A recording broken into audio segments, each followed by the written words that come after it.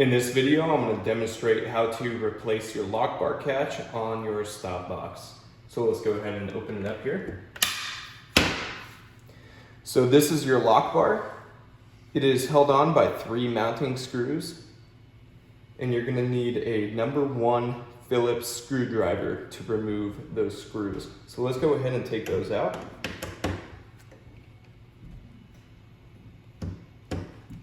We'll just place them off to the side here in the same orientation that they held them on. Now note that the big washer goes towards the bottom, furthest away from the buttons on the top. Now once we remove these 3 mounting screws, we can go ahead and lift up and remove the lock bar.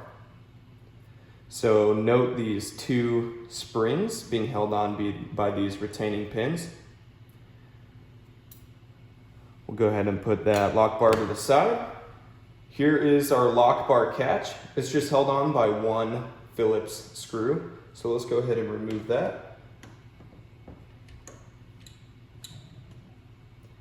And let's keep that hardware for our new lock bar catch. Set that off to the side. So here's our newly designed lock bar catch.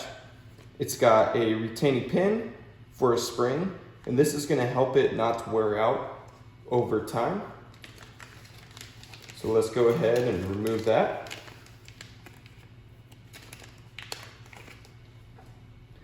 So let's go ahead and install our spring on our lock bar catch here. We'll just drop it right back into place.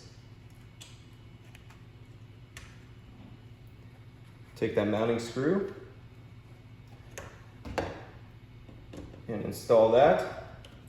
Note this doesn't have to be super tight, just make sure it's snug. We don't want to over torque it. Now let's take our lock bar, and these 2 springs need to be seated on this retaining wall. You want them to be sitting flush against it. If they get caught in between, that could cause some issues. So what I do is I'll take a finger on each spring and I'll preload those springs before I drop it into place. So we'll just take that loop and put it on the pin for the thumb lock button while holding these springs back.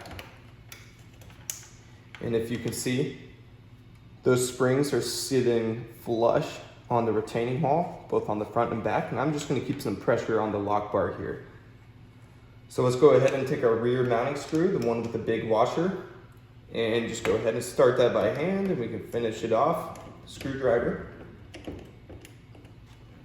Go ahead and take our next mounting screw, put it up at the top. That one installed. Again, these don't have to be torqued down super tight, you just want them snug. You can go ahead and take pressure off the lock bar. Get our last mounting screw installed here.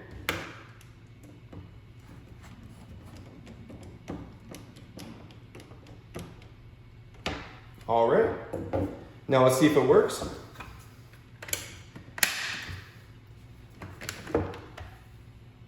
There you have it.